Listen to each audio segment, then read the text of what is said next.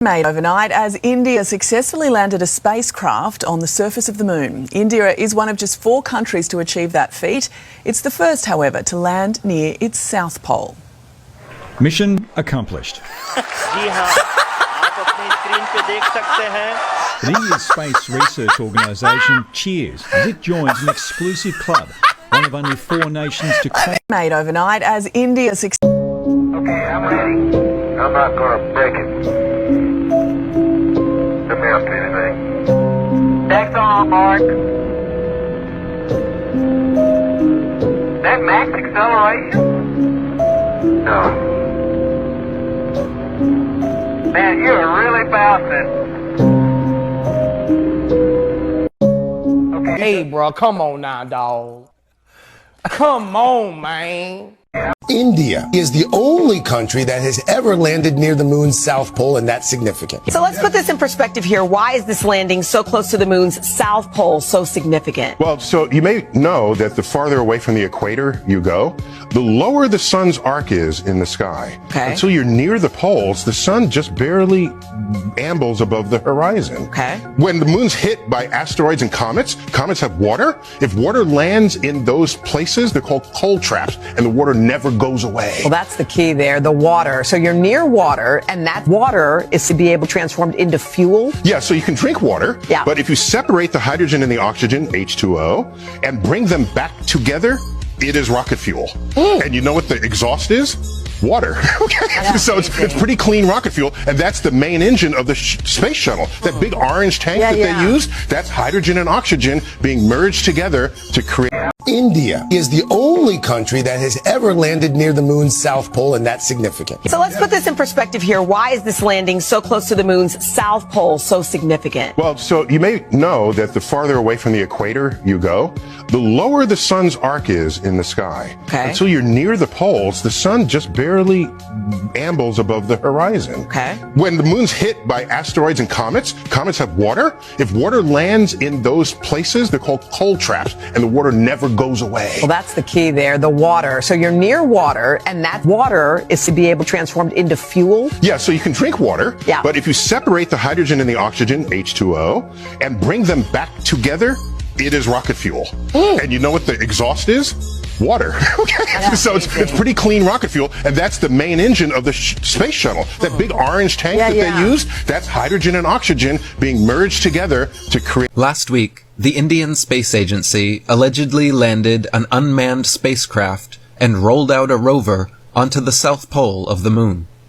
As usual, however, nearly 99% of the footage shown of this groundbreaking event was clear, obvious, and very poor CGI.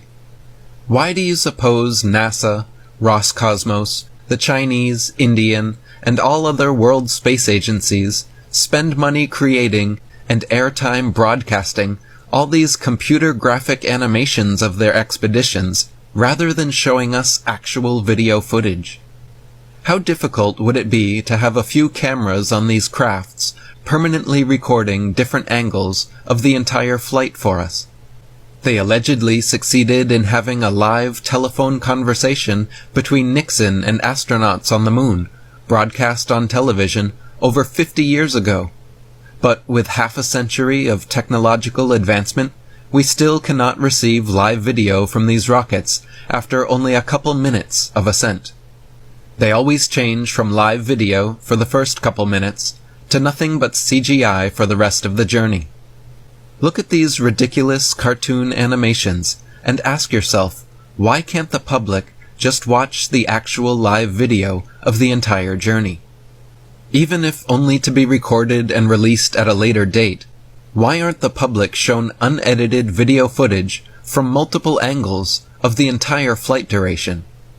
Never once has any space mission in history been so transparent as to show full unedited footage of their whole expedition. Instead, what we always get is what India's space agency has just given us. A bunch of grown men and women fervently yelling and applauding over pre-made cartoons broadcast as live video. The still shots we are given from the Chandrayaan-3 are of 2 varieties. First, we have the overly produced, clearly photoshopped, full-color propaganda pieces, like these, which are shown repeatedly alongside claims of India's successful moon landing, without making it explicitly clear that these images were all created by artists long before the mission even started. The second type of still shot we are given are poor-quality black and white shots of dirt and a dark background, claimed to be taken on the moon, but are impossible to differentiate from a sandlot or movie set on Earth. Likewise, the short clips of video footage they tease the public with as being authentic are simply 15-second videos of some lander legs approaching a gray background and the rover rolling down a ramp onto some dirt somewhere. Look at the terrible frame rate and artificial appearance of the supposed moon. What bit of this footage proves that India has actually landed on the moon? What about these clips and images is supposed to silence skeptics and convince critical thinkers that this wasn't filmed here on Earth? The entire mission cost Indian taxpayers $75 million, which is equivalent to how much it costs to make the Hollywood space movie Independence Day, without ever leaving the Earth. It doesn't take much more than this simple charade to delude the gullible general public.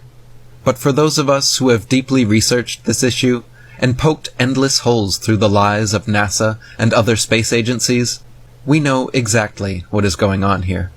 Last week, the Indian Space Agency congratulate India on landing on the dark side of the moon. I would also like to now invite India to return the £2.3 billion foreign aid money that we sent them between 2016 and 2021, don't you? We should not be giving money to countries with a space program. As a rule, if you... Hey, bro, come on now, dog. Come on, man. Do you still have your fancy eyepiece where you can show the flag or no? Because someone was asking me about it, but I couldn't show them. You know what? That's crazy that you asked that. I had just showed it a few days ago. It took a lot of work, but yeah, I can do that. Yeah, the flag is real. We're about to show it. I can't show it on my screen, but he's got the proper equipment. 3, 2, 1.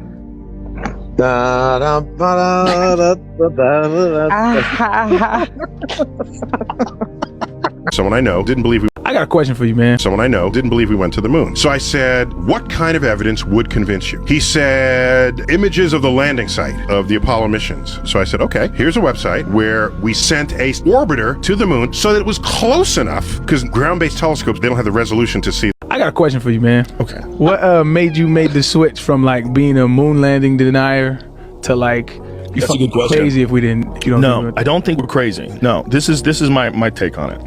I've looked at a lot of very compelling documentaries that explain why they think it was hoaxed. And they'll show you some footage. I got in trouble this past February when the electricity went out in Texas and it was cold. Just a couple of months ago. What did you say? What I say? I tweeted. I said, right now, NASA landed a rover on Mars with a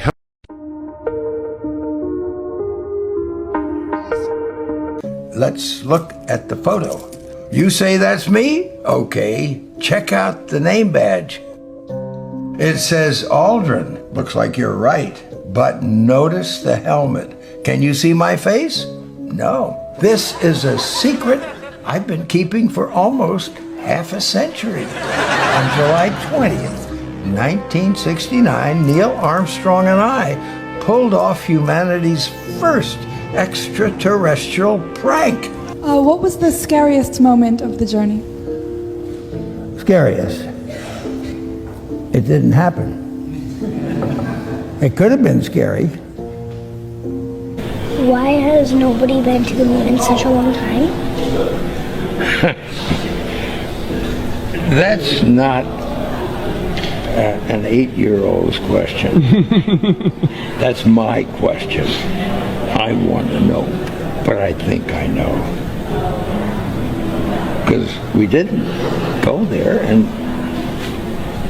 that's the way it happened. And if it didn't happen, it's nice to know why it didn't happen, so in the future, if we want to keep doing something, we need to know why something stopped in the past that we wanted to keep it going. Money is a good thing. if you want to buy new things, new rockets, instead of keep doing the same thing over, well, then it's going to cost more money. And other things need more money too. So having achieved what the president wanted us to do, and then what thousands, millions of people in America and millions of people around the world. You know, when we toured around the world after we came back, the most fascinating observation was signs that said, we did it. Not just us, not just America, but we, the world, different countries. They felt like they were part of what we were able to do. And that made us feel very good. Let's look at the photo.